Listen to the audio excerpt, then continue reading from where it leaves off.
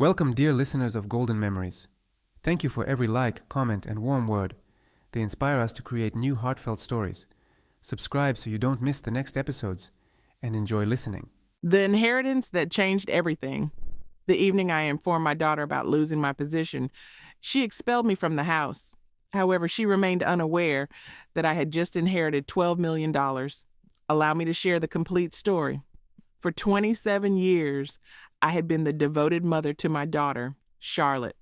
I labored overtime shifts at the textile mill, financed her ballet classes, purchased her initial vehicle, and even contributed to her wedding expenses. I abandoned my aspirations of attending design school solely to ensure she possessed everything, yet the evening I returned home and disclosed that the mill had permanently closed, her response devastated me. She didn't inquire about my well-being or how we would manage financially. Instead, she seized my wrist and declared I was a burden who would damage her social standing. That moment, I resolved to cease being the mother who sacrificed everything while receiving nothing in return. What Charlotte didn't realize was that my former design instructor from university had bequeathed me her complete estate worth $12 million just the previous month. Professor Williams had always recognized my talent and observed my life from a distance. Now, I intended to demonstrate to Charlotte that discarding the woman who raised her was the gravest error she would ever commit. I had barely settled into my chair when Charlotte stormed inside. Her expression blazed with fury. "Mother, you cannot be unemployed at this moment," she screamed. "Do you comprehend how mortifying this is? My husband's corporate celebration is next week, and everyone will discuss my jobless mother." The relief I experienced from finally escaping that dreadful job vanished instantly. Did she genuinely believe I chose unemployment? I wanted to reveal the inheritance, explain how we could finally travel as she had always desired, but her words wounded deeply. "What will people say when they discover my mother is unemployed? You must find employment immediately." I understood she felt stressed about fitting in with her husband's sophisticated friends, but this felt like betrayal. Her husband, Marcus's family owned restaurants throughout the city, and they never respected us. Marcus's mother, Victoria, remained consistently cold toward me, reminding everyone that her son had married beneath his station. She made remarks about my mill job, my modest apartment, anything to make Charlotte feel ashamed of her origins. I thought perhaps if they knew about my inheritance, they would finally see Charlotte differently, maybe even respect what I had accomplished for her. But I didn't mention the money yet. Instead, I brought up something else. "Charlotte, didn't you say you wanted my assistance when you began trying for a baby? I could be available more now to help with preparations." Charlotte's face turned ice cold immediately. She actually rolled her eyes at me. "Help with what exactly?" "You worked in a textile mill, Mother? You know nothing about proper prenatal care or child development?" Victoria entered just then and smirked. "Having a baby requires real knowledge, not just good intentions. We'll be hiring professional consultants and nannies. This isn't something amateurs can handle." The two of them spoke like they had rehearsed this conversation. It was clear they had already decided I wasn't qualified to help with my own grandchild. I forced myself to smile and remain calm. "Well, if you have everything planned out, I won't interfere. I'll let the professionals handle it." Victoria nodded like that was the most sensible thing I had said all day. "Good," she replied sharply. "But you'll cover the costs of the child care specialists and consultants. I'll handle all the arrangements myself." My heart sank. Charlotte jumped right in. "Exactly, Mother. You shouldn't have quit your job when we need money the most. Our expenses are about to increase significantly. You really need to keep working." That's when it struck me like lightning.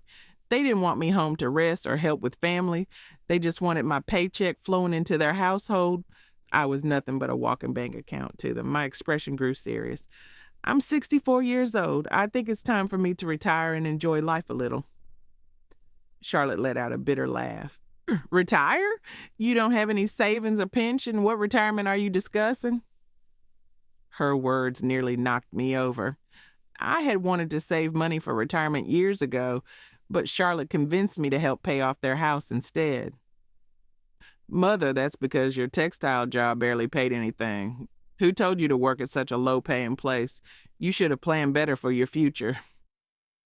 Charlotte tossed her hair and looked annoyed. Marcus tried to calm her down, but then turned his anger on me.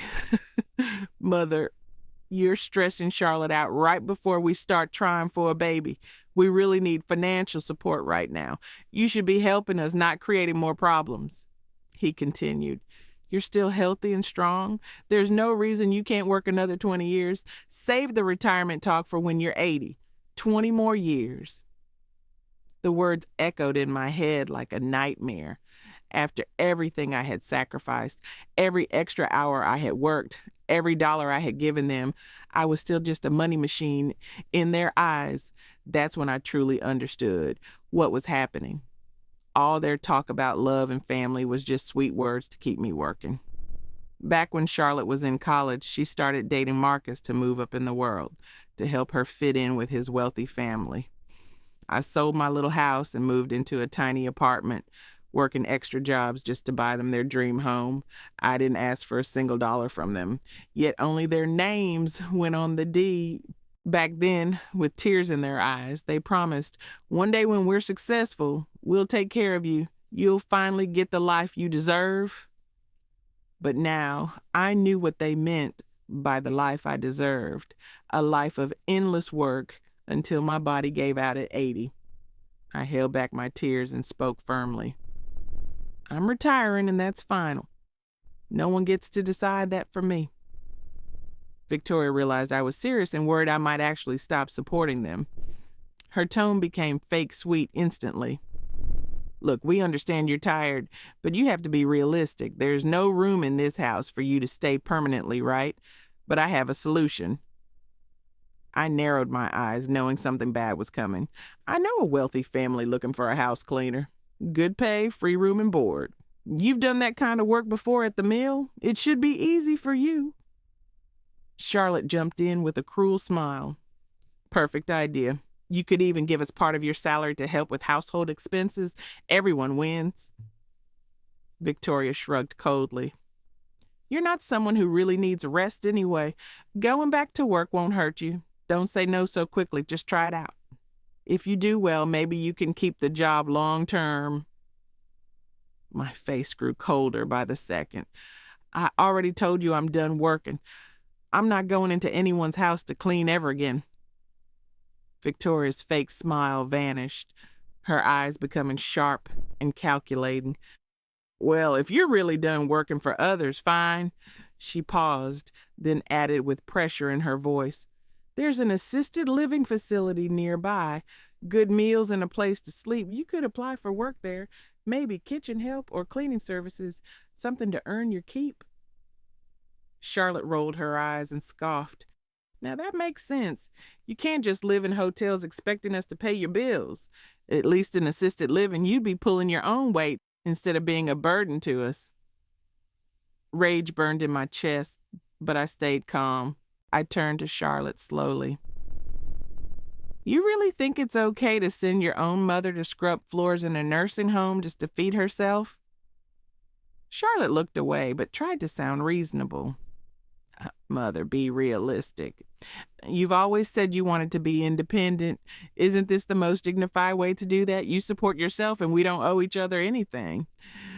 Then right in front of me, she pulled out her phone and started dialing. There's actually an opening right now. I called earlier to check. You could move in today if you wanted. I couldn't believe what I was seeing. The child I had raised with every ounce of love and sacrifice was so eager to throw me away like garbage. My hands shook and tears streamed down my face. Charlotte, I gave you everything. I worked myself to exhaustion to buy you this house. I gave up my own dreams so you could have yours. And now you see me as nothing but a burden you can't wait to get rid of. Is this how you repay your mother? For just a moment, guilt flickered in her eyes, but it was quickly replaced by anger. She kicked my suitcase across the floor. You think you suffered? That was your choice. If you hadn't been so stubborn about staying in that mill job, we could have had a better life. You ruined our chances at being wealthy. Let me tell you something, Mother. You owe me for the rest of your life."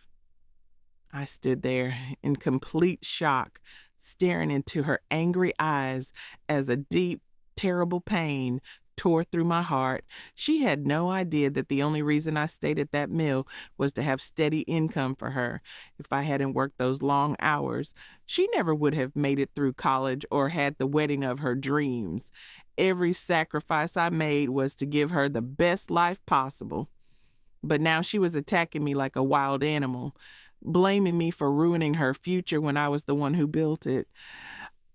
I pressed my hand to my chest, trying to calm the storm inside me. All those years of love, sacrifice, and devotion suddenly felt like the cruelest joke life could play. Charlotte wasn't even my biological daughter. I had adopted her when she was just 3 years old. I found her at a children's shelter where I was volunteering. She was tiny and scared with big eyes that seemed to beg for someone to love her. Her birth parents had abandoned her there, saying they couldn't handle raising a child. The moment I saw her, something in my heart just melted. I went home and talked with my husband about adoption. After much discussion, we decided to bring her home and make her our daughter.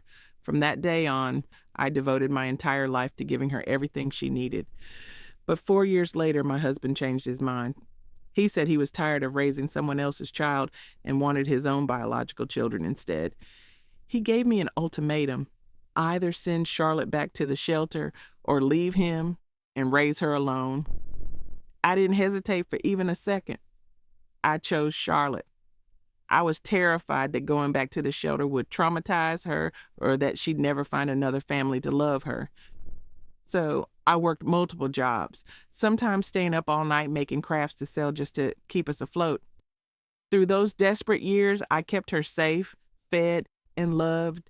She grew up healthy and happy, made it through school, and even got married. I never told her the truth about her past because I didn't want to burden her. She was already sensitive about not having grandparents or extended family. I didn't want her to carry the weight of knowing she was abandoned twice, first by her birth parents, then rejected by her adoptive father. I wanted her to believe that love was real and that families could be forever. But in my worst nightmares, I never imagined she'd grow into someone so cold and ungrateful. As angry as I am now, there's also relief. Thank God I never mentioned the inheritance.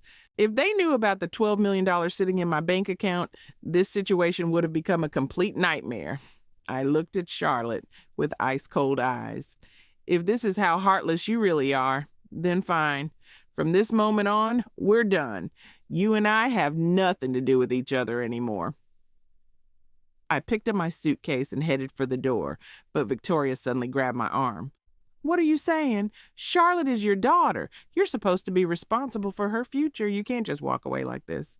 Charlotte joined in, her voice full of fake outrage. "Yeah, what kind of mother does that? You raised me and now you want to abandon me. That's completely irresponsible." I let out a cold laugh. "You have college degrees and fancy jobs. You're both educated women and this is your argument?" Legally, a parent is only required to support a child until 18. I've supported Charlotte into her 30s. What more could she possibly expect? Charlotte's face twisted with fury. "That's not parenting. That's you trying to pay off your guilt for all the bad decisions you made. Every terrible thing in my life happened because of you. You owe me for life." Then she screamed at the top of her lungs, "Did you ask my permission when you decided to adopt me and ruin my chances at a better life?" I almost started laughing at how crazy she sounded. She was completely out of her mind. I stared at her like she was a stranger. "I must have been blind to raise someone like you. If you have such deep philosophical questions about your existence, maybe you should ask your real mother, the one who left you at the shelter." I don't know if she even understood what I just said. She froze for a moment, confused, but the anger still burned in her face. It didn't matter anymore whether she understood or not. She was no longer my concern. I shook off Victoria's grip and walked toward the door without looking back. Almost immediately, angry shouts erupted behind me. "You're abandoning your own daughter. You're not even human. Don't get too proud when you're old and sick and nobody wants you. Let's see how far that independence gets you. Nobody's going to hire an old woman like you. When you hit rock bottom, don't come crawling back to us." I paused and turned around slowly, looking at them with complete calm. "You should worry about yourselves," I said quietly. "Don't forget this house you're living in. The house you think belongs to you was bought with every dollar I earned over the years. If I ever decide to take it back, don't be so sure you'll have a place to live." Charlotte stormed to the door, pointing her finger at my face with rage. "Don't you dare touch this house.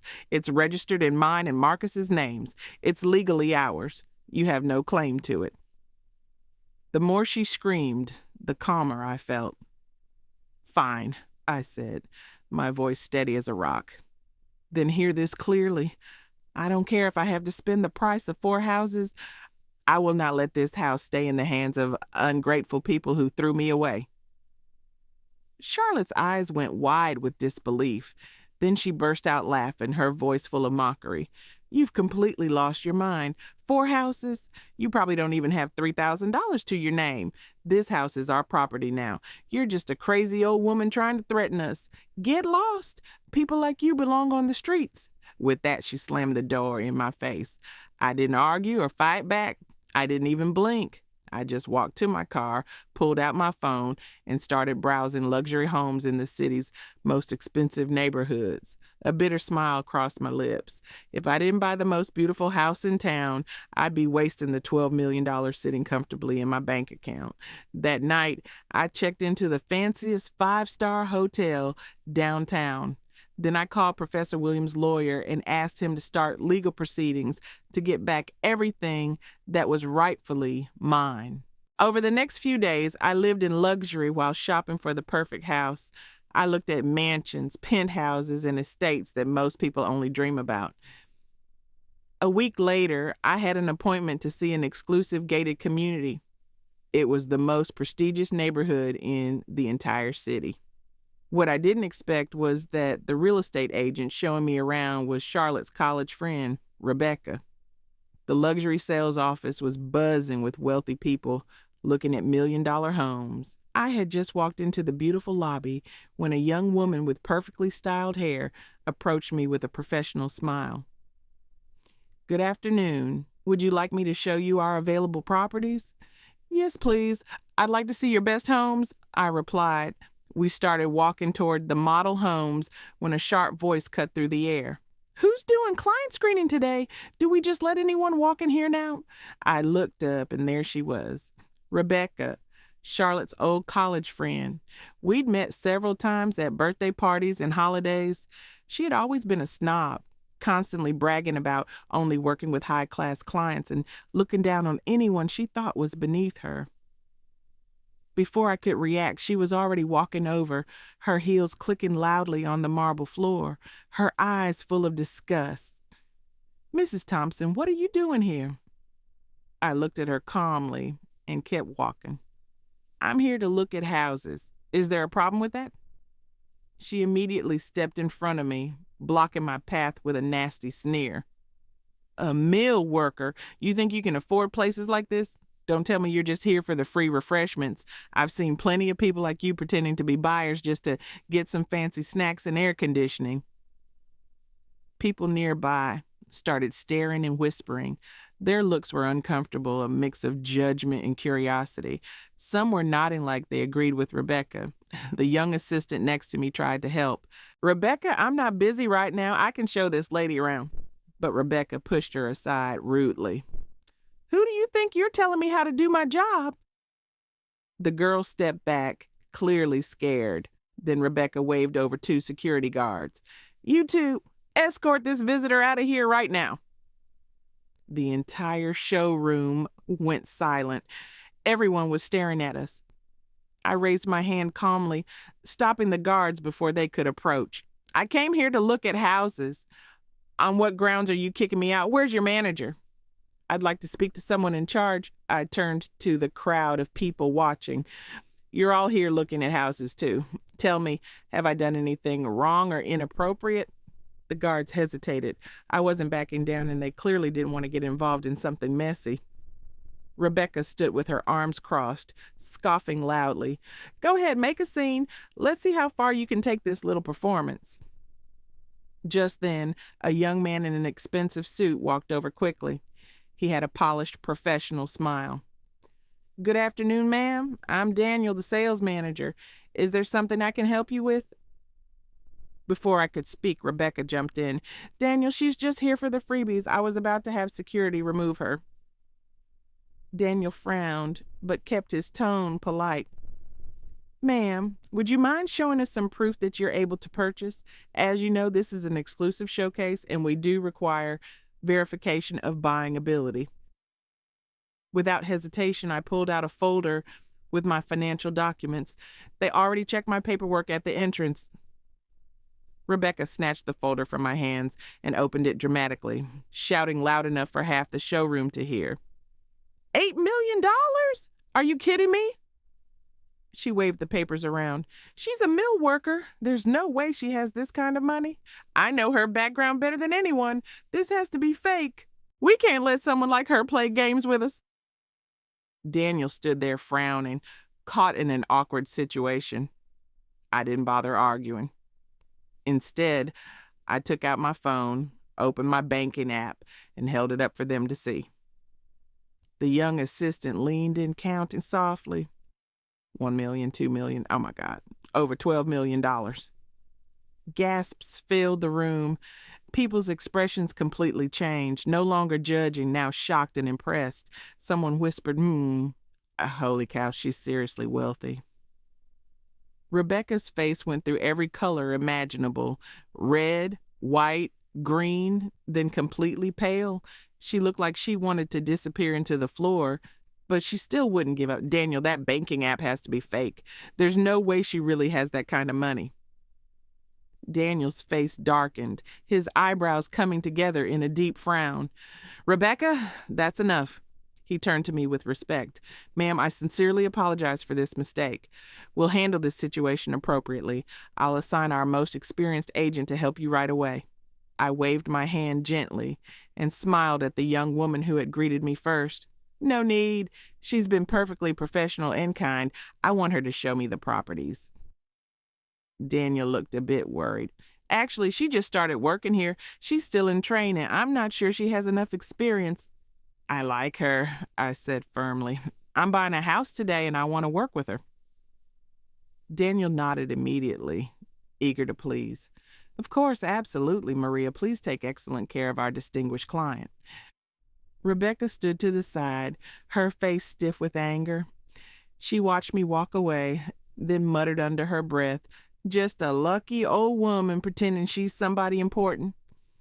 I ignored her completely and pointed to a beautiful model house in the center of the showroom. "I want to see this one," I told Maria. The moment I walked into that house, I fell in love. High ceilings, a gorgeous garden, a sunroom with huge windows. Most importantly, it came fully furnished and was ready to move into immediately. "I'll take this one," I said without hesitation. "Let's get the paperwork started." Maria's eyes lit up with pure joy. "Ma'am, are you absolutely sure? We could look at a few more options. I'd be happy to show you others." "No need," I replied. "This one is perfect." She could barely contain her excitement. "Ma'am, this will be my very first sale. You're like my guardian angel." We walked to the signing area, and as I reviewed the contract, whispers started behind me. "Wow." She signed without even hesitating, $250,000 like it was nothing. That's what the real money looks like. But not everyone was convinced. Someone muttered, "Don't be fooled. Didn't Rebecca say she's just a mill worker? She's probably using someone else's money. These days, even employees know how to put on a show. Seriously, what kind of boss would trust a worker with millions of dollars?" Then Rebecca's voice cut through, full of that gossipy poison she loves spreading. "Oh, you have no idea what kind of person she really is. She's not your average mill worker. She's one of those special assistants for rich old men, if you know what I mean. Not just working, serving them in every way possible." No way. At her age, that's disgusting. Some people will do anything for money. Can you imagine how ashamed her family must be? I set down my pen and turned toward Maria.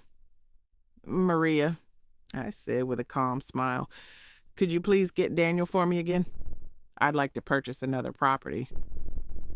The room went completely silent, like someone had turned off all the sound in the world. Maria's eyes widened, her voice shaking with disbelief. Ma'am, you're sure you want another house? That's right, I said calmly. One to live in, one as an investment. Then I smiled a little wider. Although I do have a small favor I'd like Daniel to help me with. Daniel returned quickly, his smile brighter than sunshine. Hello again, ma'am. Please tell me what I can do for you. I've confirmed the purchase of the first house, I said. I'm ready to sign the contract, and I'd like to add a second property as well. But I have one expectation, I continued, my tone turning ice cold. I expect your team to address the completely inappropriate behavior of certain staff members. Daniel's smile disappeared. His eyes swept across the room and quickly found Rebecca. Rebecca, he said sharply, are you causing problems again? Apologize to our client immediately. Rebecca lifted her chin stubbornly, refusing to back down. Why should I apologize? I only told the truth. She used to work in a mill, and everyone knows what kind of special services some women provide to get ahead. I slowly looked up, my eyes like ice as I stared directly at her.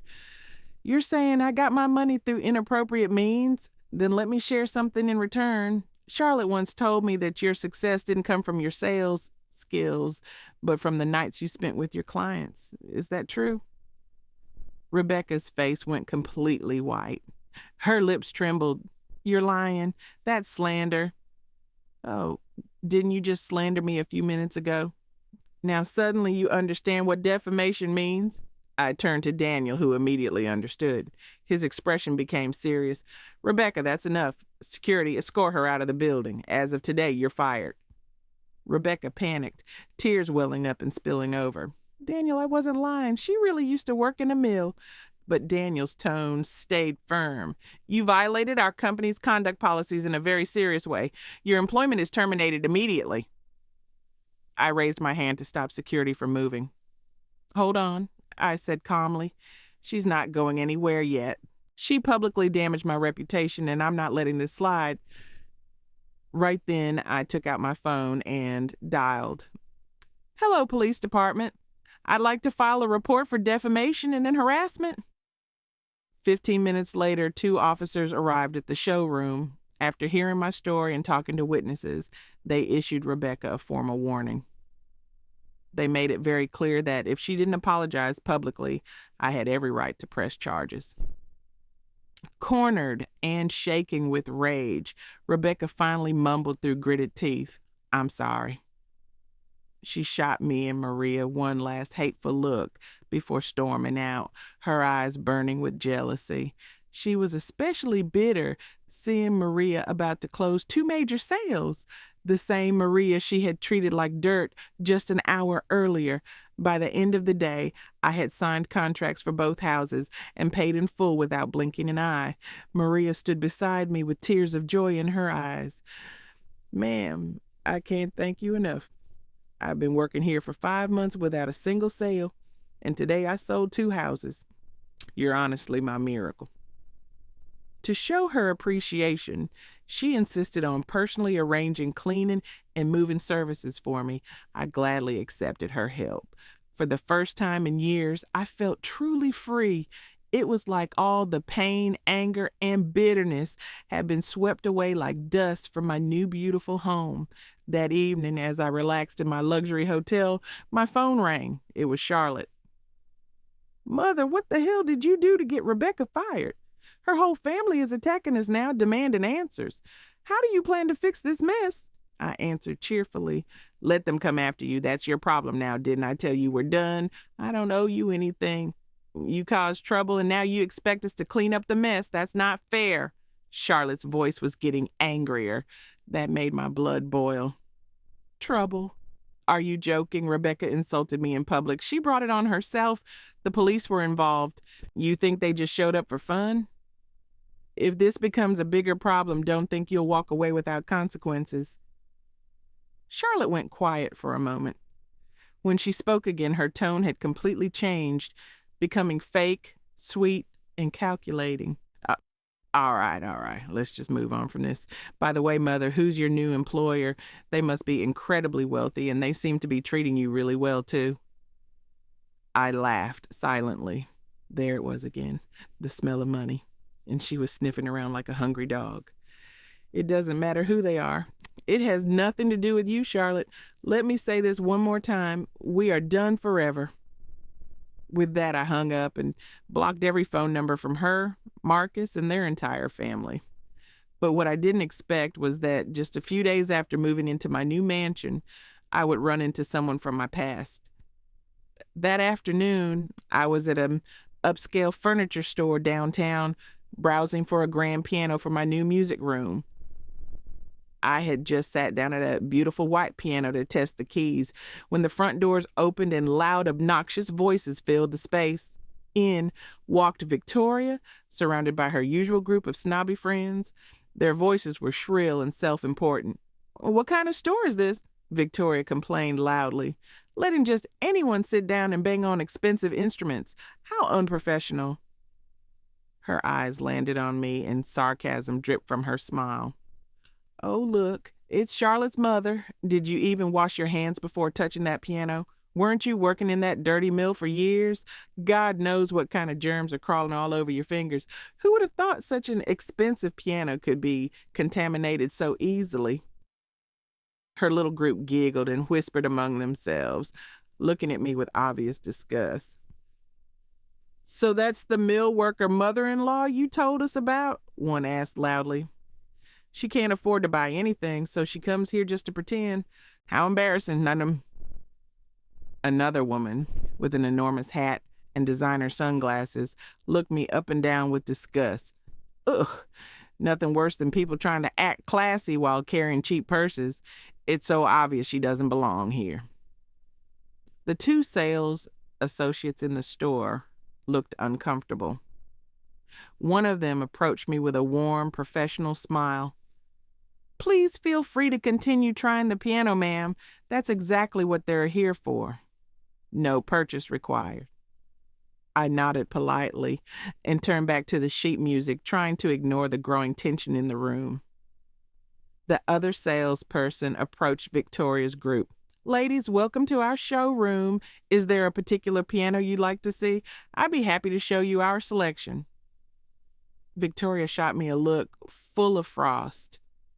We were planning to look around, but now I'm not so sure. Clearly, this store doesn't care about the quality of its instruments or the class of its customers. I smiled calmly at the sales associate. "I'll need some time to try several pianos. I'm definitely planning to make a purchase today." The woman with the big hat scoffed and dropped into a nearby chair, crossing her arms. "Sure you are. I'll sit right here and watch how you talk your way out of this. Can't wait to see how you disappear without buying anything." Victoria tugged at her friend's arm. "Come on, let's go somewhere else. Just being near people like this puts me in a bad mood." But I could tell Victoria had already heard from Rebecca about me buying 2 houses. She was unsure whether to believe it and afraid I might embarrass her again. Her friend wasn't so easily swayed. "I'm staying right here," the hat woman said with a mean smile. "I won't sleep tonight if I don't see this woman make a fool of herself." Her words seemed to encourage the rest of the group. They all decided to stay and wait for what they thought would be an entertaining disaster. I chose one of my favorite classical pieces and let my fingers gently touch the keys.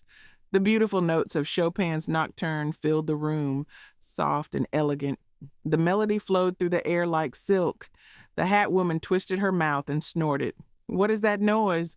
Sounds like a cat walking on the keys. Who taught her to play? She thinks she belongs in a piano store with that mess. Give me a break." But before I could respond, the sales associate beside me started clapping with genuine admiration in his eyes. "Ma'am, that was absolutely beautiful. Honestly, that's one of the most moving performances of Chopin I've heard in a long time."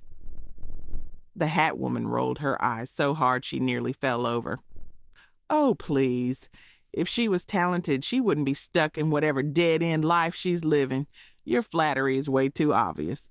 Just then, a few young people entered the store. They didn't say anything, just stood behind me, quietly listening.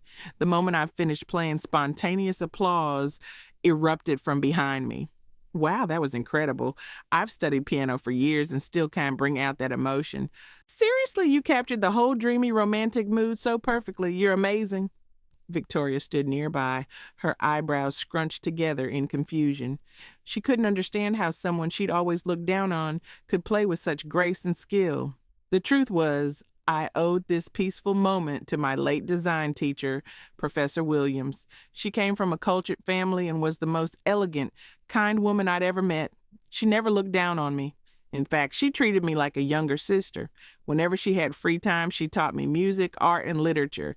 I never took her lessons for granted. I studied with dedication, deeply grateful for her patience and generosity.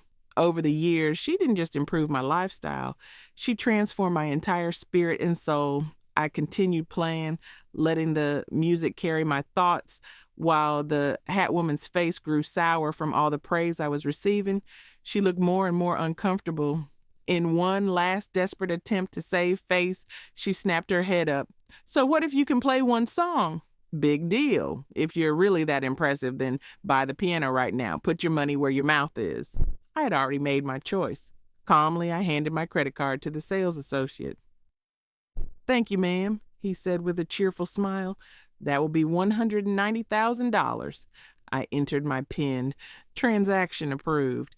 Ma'am, may I have your name for the receipt? He asked politely. Of course, I said, and wrote it down clearly. Margaret Williams. The hat woman's face went completely white. Her head jerked toward Victoria in total disbelief. You said she worked for someone else, that those houses she bought weren't even hers. Victoria's face shifted uncomfortably. She walked over, her expression caught between shock and something much more complicated. You bought this piano yourself? And those two houses, those were really yours too? I smiled calmly. The receipts and contracts all have my name on them. If they're not mine, then whose would they be? Yours? Her face twisted instantly, a storm of shock, envy, suspicion, and bitter regret flickering across it. Margaret, you were just a mill worker. Where did all this money come from? Every dollar I spent was earned legally and rightfully. My voice was sharp and cold. Victoria scoffed in disbelief. Oh, please, you must have done something shady to get it. The hat woman jumped in immediately. Yeah, maybe she's running some kind of scam. That's how people make fast money these days. No sooner had those words left her mouth than another woman who'd been quiet suddenly snapped. What scam? Don't even joke about that. She fumbled for her phone with shaking hands. Hello, 911. I need police here. There's a con artist in this store. Before anyone could react, she hung up and lunged toward me, trying to grab my clothes in a fit of rage. The store staff rushed to hold her back. She was crying and shouting, completely out of control. Finally, I understood the reason for her outburst. She'd been cheated out of over $90,000 7 months ago. She'd never gotten her money back, and the pain still festered so deep that just hearing the word scam shattered her self-control. Her fury wasn't aimed at me. It was aimed at the shadow of her past trauma. The police arrived quickly, and to my surprise, it was the same 2 officers from the real estate office. One of them raised his eyebrows in recognition, a smile tugging at his lips. Oh, it's you again, ma'am. I nodded politely, but before I could speak, the crying woman jumped up and shouted, She's a scammer, officer! Arrest her right now. The officer's smile faded, and he became serious. Ma'am, do you have any proof of this accusation? Proof? She snapped. Of course not. I'm just giving you a tip. You should investigate her. I mean, come on. How could a mill worker afford to buy pianos worth hundreds of thousands? Does that sound normal to you? The officer sighed and spread his hands. Maybe she won the lottery. That happens all the time. Victoria immediately jumped in, her tone sharp and nasty. Her winning the lottery? Don't be ridiculous. She's never had a lucky day in her entire life. Grew up poor, failed marriage, low-class jobs. People like her don't get lucky. They get desperate.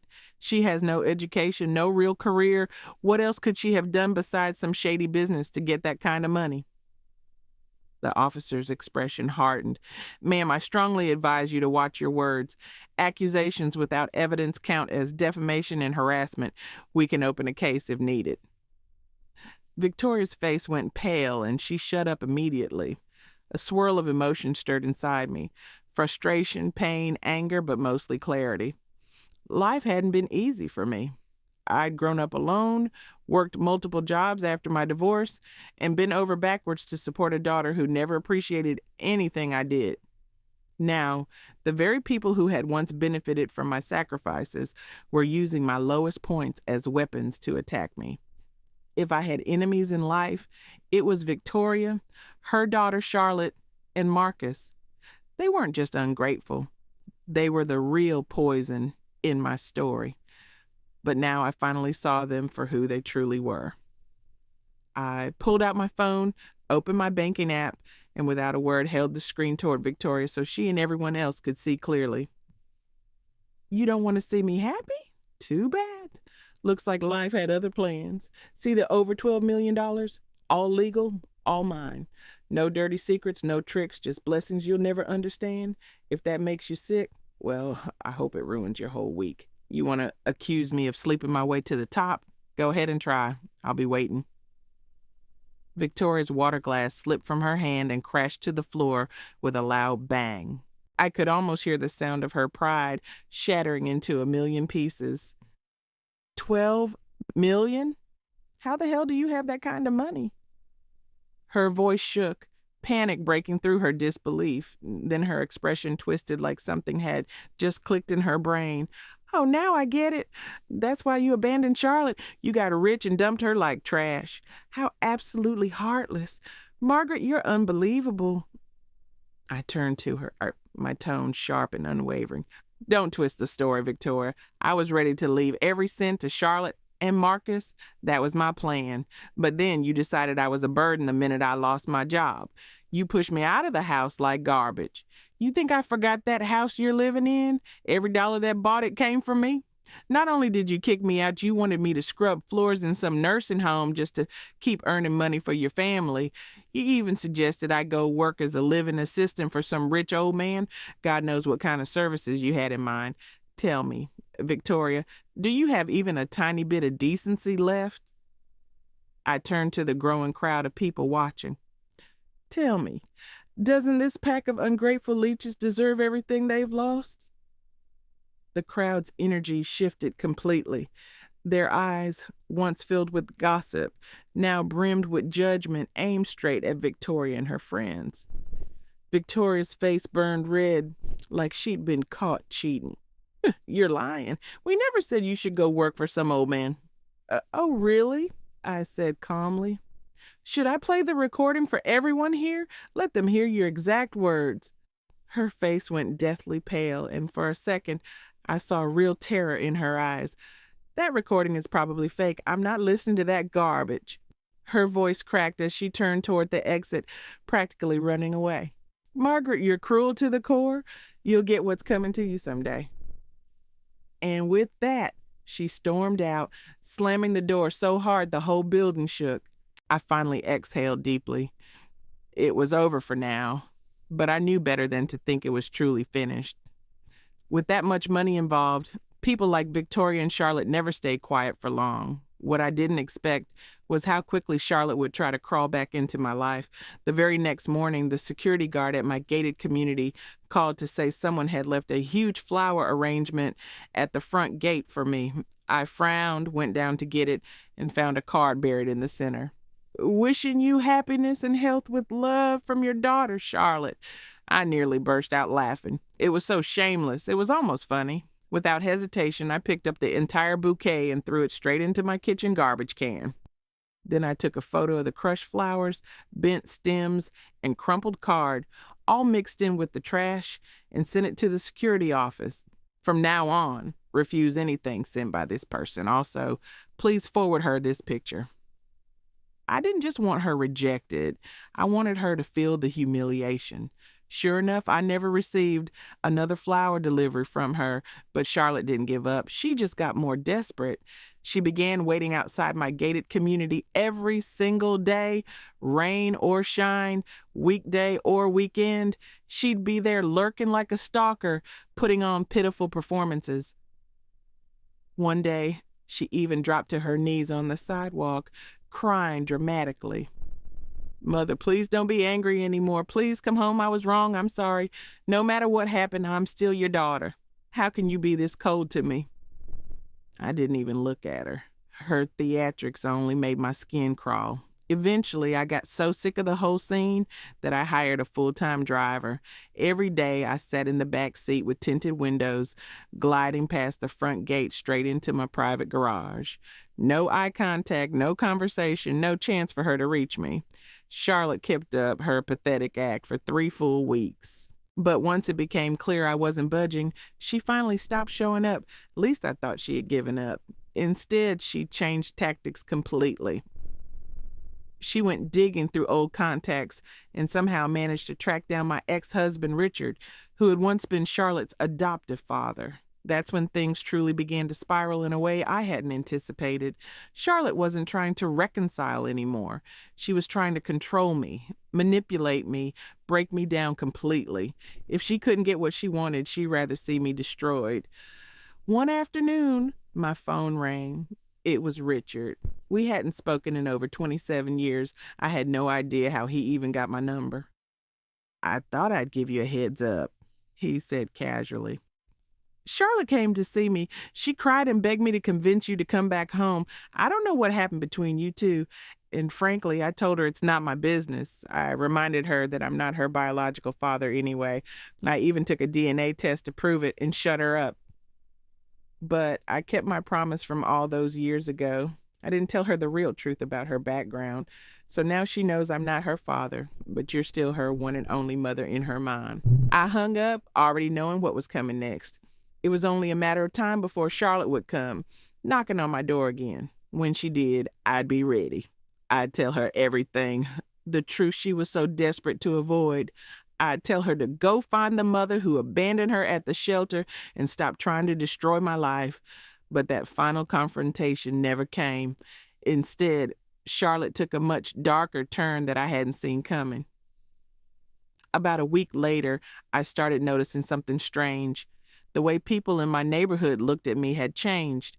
Their glances lingered longer. Their smiles seemed forced and uncomfortable. I brushed it off at first until Maria from the real estate office called me. Margaret, I just wanted to say I know you're a good person. Please don't let what people are saying online upset you. I was confused. What are people saying online? That's when I learned what had really been happening. I'd become an internet sensation, but not the good kind. Charlotte had started live streaming daily on a popular social media platform. Her channel was called How My Mother Abandoned Me. I clicked in and saw the full picture. She hadn't accused me of anything scandalous. No, she'd gone for something much more manipulative. She'd crafted a sob story, painting herself as a heartbroken, abandoned daughter while making me the cold, money-hungry villain. In her streams, she said things like, my mother never really loved me. I worked so hard in school, and she wouldn't even support me in basic ways.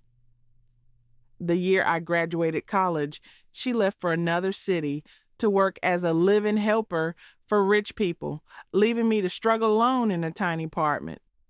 When I got married, she didn't contribute a single dollar to help. Even when I was planning to start a family, she never offered any support. Now that she's suddenly wealthy, she's cut me off completely like I never existed. I don't even want her money. I just want her to acknowledge me as her daughter, but she won't even say my name. She lives in a mansion now and enjoys a luxury lifestyle while I get humiliated. The comments section exploded. People split into camps. Some sympathized with her. Others called me heartless. A mother like that doesn't deserve to be called one. She should be ashamed. She's so sweet and innocent. I'd do anything to give her the love she never had. Her live stream went viral. Her follower count skyrocketed. She even started selling merchandise, riding the wave of pity donations. Here's the warmth your mother never gave you.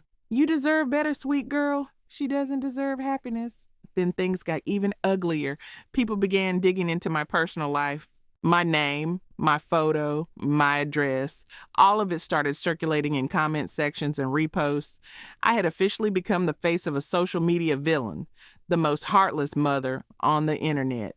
That evening, my phone rang. It was my lawyer. "Margaret, we can proceed with legal action right away," he said. "We can file for removal of the defamatory content, demand a public apology, and pursue compensation for damages." I paused for a few seconds, then smiled calmly. "No rush. Let her perform a little longer. I plan to handle this myself first." That same night, I registered my own account on the streaming platform and launched my own live channel. I titled it, "So This is the Mom Who Abandoned Charlotte." First, I dropped into Charlotte's stream and sent several $1,000s in donations, instantly grabbing attention and making the chat explode. Then I sent a message across the screen for everyone to see. "Hi, everyone. I'm the heartless mother Charlotte's been talking about. She's been crying for weeks saying I cut off her support. Come to my channel. I'll show you the truth tonight. I'm giving away $160,000 in cash prizes. Join if you want. First come, first served." Within seconds, a flood of viewers jumped to my stream. Traffic surged wildly, and I started sending out the promised rewards. The comment section exploded with excitement. "Thank you, Money Mama. This is the real deal. She's more generous than my own mom." Riding the wave of viral momentum, I officially began my broadcast. I didn't waste time with small talk. I spoke straight into the camera. First of all, yes, I did cut financial ties with Charlotte, but that doesn't make me heartless, and it certainly doesn't mean I abandoned her. You deserve the full story. I didn't walk away because I stopped loving her. I walked away because her greed and disrespect became unbearable. When I first received my inheritance from my late teacher, my intention was to leave it all to Charlotte and her husband. But do you know what their response was? Instead of gratitude, they accused me of wanting to freeload off them. They teamed up to throw me out of the house I had bought for them with my own money. They even suggested I move in with some random elderly man as his live-in helper because in their minds, my only value was continuing to work and send money to their household. To them, I wasn't a mother. I was a bank account with legs.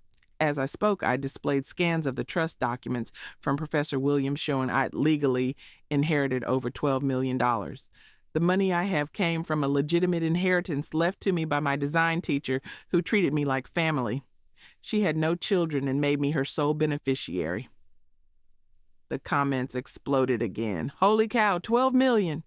Finally, karma rewarding a good heart. This isn't cold, it's clarity." Of course, not everyone was convinced. A few skeptics popped up. "Still, you're her mother, aren't you? Cutting her off after she got married sounds pretty harsh." I replied calmly without blinking. "Let me ask you this. Does being a mother mean you're supposed to be someone's personal ATM forever? I raised her alone from age 3, paid for her education, bought her a house. What did I get in return? Suspicion, rejection, disrespect, and being forced out of my own home. They wanted me to keep working like a machine to fund their lifestyle while treating me like a burden." Then I dropped my final card, an audio recording of Charlotte trying to arrange for me to work as a live-in assistant. The recording was crystal clear, undeniable proof. The comments exploded again. "Unbelievable. This isn't just mooching, it's financial abuse. Cutting her off isn't cruelty, it's survival. This is what weaponized guilt looks like. Good for you, ma'am. That daughter deserved to be cut off." I looked at the flood of supportive comments and let out a small, quiet laugh. Then I leaned toward the camera and spoke directly to my audience. The truth is, there was never any need to cut ties with Charlotte. Question marks filled the comment feed instantly. I continued calmly. Because Charlotte was never my biological daughter to begin with. I adopted her when she was 3 years old from a children's shelter. She'd been abandoned by her birth parents, who said they couldn't handle raising a child. She was tiny, scared, and desperately needed someone to love her. I brought her home out of pure compassion and spent every penny I had giving her the best life possible. My divorce wasn't about cheating. It was because my ex-husband wanted his own biological children and refused to keep raising Charlotte. I was given a choice: send Charlotte back to the shelter or leave my marriage and raise her alone. I chose Charlotte without hesitation. I gave up my chance at having biological children, worked multiple jobs, and scraped together enough money to give her everything she needed. I put her through college, bought her a house, and what did I get in return? She refused to let me live in that very house and kicked me out like a stranger. Now she's slandering me online, claiming I abandoned her. Tell me, how should I respond to someone like that? As I spoke, I uploaded medical records, school receipts, and adoption papers. The comments went wild. She's disgusting, living in the house her adoptive mom paid for and still kicked her out. God gave her life. This woman gave her everything else, and she stabbed her in the back. The backlash was immediate. Viewers rushed back to Charlotte's stream and flooded her comments with outrage. How could we ever support someone like you? Shame on you. You played the victim while bleeding your mother dry. You're the heartless one. Charlotte's face turned visibly pale on camera. Why are you believing her? She shouted. She's lying. If I wasn't her real daughter, why would she do all that? She's manipulating you. No one would go that far for a child that wasn't theirs. Back on my stream, viewers demanded harder proof. Without hesitation, I uploaded a scanned copy of the official adoption certificate. Government issued, verified, and authentic. The comment section erupted. That's it. End of discussion. She's telling the truth. This isn't just betrayal, it's moral bankruptcy. Report her. She doesn't deserve a platform. And just when I thought it couldn't get worse, Charlotte doubled down in the most disgusting way possible. So what if I wasn't her real kid? She didn't have to save me. I never asked her to. Maybe if she hadn't taken me in, I would have been adopted by a real family with money. She ruined my life. She never should have interfered with my fate. That was the final straw. The internet absolutely exploded. You're mad she saved you? That's the most disgusting thing I've ever heard. Let the whole world see this monster's true face. Report her now. In less than a day, public opinion turned completely. Charlotte went from abandoned victim to ungrateful parasite, feeding on her adoptive mother's blood. Her streaming channel was permanently suspended. That same night, my lawyer filed a formal defamation and harassment lawsuit against her, demanding financial compensation for damages. We also filed for a restraining order to legally prohibit her from making any further attacks through social media. Eventually, the court ruled in our favor. Charlotte was found guilty of violating cyber safety and defamation laws. She was ordered to pay damages, cover all legal fees, and stay away from me permanently. Her streaming privileges were revoked, her social media accounts permanently banned. I was finally completely free. There was no longer any trace of Charlotte in my life, and there never would be again. 7 months later, I successfully reclaimed the house that had once been mine through a careful legal process. My attorney team reversed the property ownership based on proof that I had purchased it entirely with my own funds. The day everything was finalized, I stood in the living room, staring at the familiar furniture, watching sunlight pour across the hardwood floors. For the first time in years, I felt truly light, like I'd finally exhaled after holding my breath for decades. A few days later, Marcus filed for divorce from Charlotte. He signed the papers with complete composure, not saying a single extra word. It was clear he'd seen her for who she really was, someone full of resentment, but completely empty of self-awareness. Always blaming others, but never taking responsibility for anything. And just like that, Charlotte vanished from my life entirely. I didn't ask where she went, and I had no interest in looking back. Years passed peacefully. Then one day, while having coffee with an old friend, she casually mentioned, "I heard Charlotte moved to another state. She's always posting online about how free and independent her new life is." Out of curiosity, I searched her name online. What I found was heartbreaking. The video footage showed her looking disheveled and lost, sitting alone on a park bench, talking to herself with empty, unfocused eyes. Sometimes she'd break into a strange smile. Other times, she'd burst into uncontrollable sobs. She'd clearly lost touch with reality. The same person who once stood in front of a camera painting me as a villain, fishing for sympathy, selling her sob story for attention, had become exactly what she deserved, a shadow on the edges of real life. But I didn't feel satisfaction or anger anymore. She had simply become the sum of her own choices. No amount of followers could save her. No amount of lies could keep her story standing. She lost the sympathy she'd stolen. She destroyed the relationship she'd never valued. And eventually life did what it always does. It caught up with her. As for me, I was finally done with a battle that had drained me for over 30 years. The mansion I'd bought during that dark chapter, I eventually sold during a housing market boom and made a nice profit. What had once symbolized anger and defiance became the foundation of my next chapter. Eventually, I moved to a quiet lakeside town on the outskirts of the city. It wasn't the most expensive neighborhood, but it was everything I'd ever dreamed of. Sunlight flooded through my windows. My garden bloomed with jasmine and roses. My kitchen always smelled of my favorite vanilla coffee. My easel stood by the lake, waiting for peaceful afternoons of painting. The air was clean, the world was slow, and life was gentle. No one called me mom anymore just to demand something. No one accused me of being selfish. No one claimed I hadn't done enough. For the first time, I could hear my own thoughts in the silence, my own heartbeat in the music, my own dreams in the sunlight. For the first time, I truly belonged to myself. Sometimes people ask me, "Do you regret adopting Charlotte?" I used to think long and hard about that question, but now when I hear it, I just smile softly and shake my head. "No," I say, "I don't regret it. I only regret not learning sooner that kindness should never be practiced at the cost of self-destruction. Learning to protect myself was the most important lesson I ever learned."